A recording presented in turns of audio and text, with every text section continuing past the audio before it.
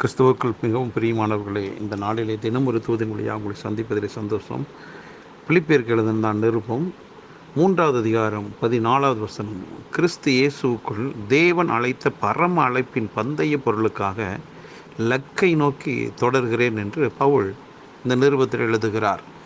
தன்னுடைய வாழ்விலே கர்த்தர் தனக்கு ஒரு அழைப்பை வைத்ததை குறித்து தெளிவாக சொல்கிறார்.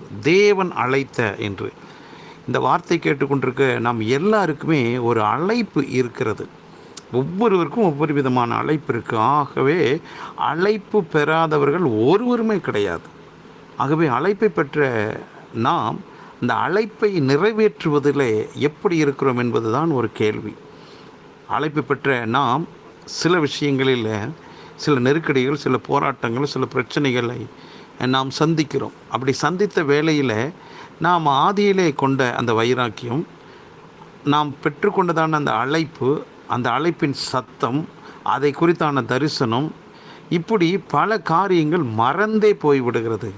பவுலுடைய வாழ்விலே அவரை போல பாடுகள், அடிகள் இப்படி பட்டது யாருமே இருக்க முடியாது.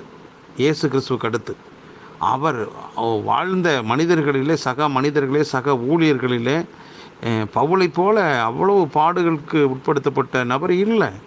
ஆனாலும் அத்தனை பாடுகள் மத்தியிலே தனக்குன்னு ஒரு அழைப்பு இருக்குது. அந்த அழைப்பை நான் நிறைவேற்றவே அந்த லக்கை நோக்கி தான் நான் தொடர்கிறேன் என்று சொன்னார். அதை பாதியில் விட்டு விடுவதற்கு அவருக்கு மனசே இல்லை.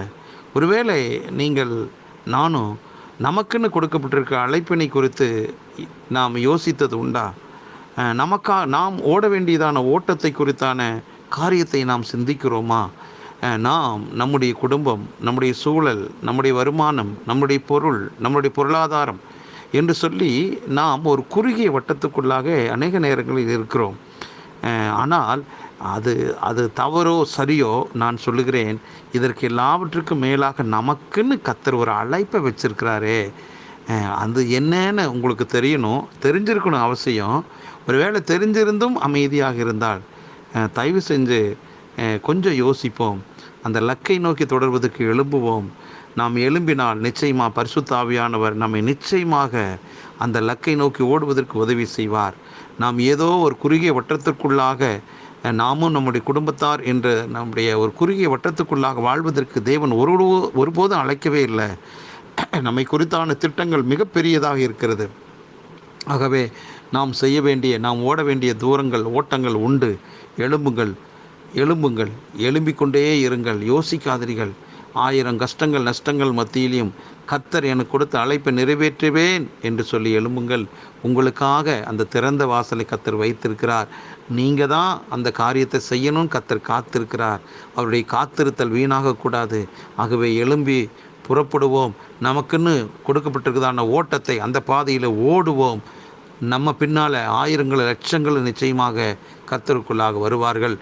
கர்த்தருடைய நாமம் நம்முடைய வாழ்விலே மகிமைப்படுவதாக. பரலோக பிதாவே, பவுலுக்கு 1000 நெருக்கடிகள், போராட்டங்கள் இருந்த போதிலும் அவருக்குன்னு வைத்திருந்த அழைப்பை நிறைவேற்றுவதற்கு அவர் தீவிரமாய் காணப்பட்டாரப்பா. அந்த தீவிரம் எங்களுக்குள்ளும் இந்த வார்த்தை கேட்டுக்கொண்டிருக்கிறதான் ஒவ்வொருவர்களும் காணப்படட்டும். ஏதோ ஒரு இடத்துல ஸ்தம்பித்து நிற்கிறது அல்ல அழைப்பு. எழும்பணும். ஆண்டவரே, நீர் காட்டுகிற பாதையிலே நாங்கள் ஓடட்டும். அப்படிப்பட்டதான ஒரு வேகத்தை ஆண்டவரே எங்களுக்கு இந்த நாளிலே ஆண்டவர் கொடுத்த தயவுக்காக நன்றி. இந்த வார்த்தை கேட்டுக்கொண்டிருக்கிற ஒவ்வொருவருக்கும் எழுச்சி உண்டானதுக்காக ஸ்தோத்திரம். ஒவ்வொருவரை வாழ்த்தி ஆசீர்வதிக்கிறேன். இயேசு கிறிஸ்துவின் நாமத்தில் ஜெபிக்கிறேன் நல்ல பிதாவே, ஆமென்.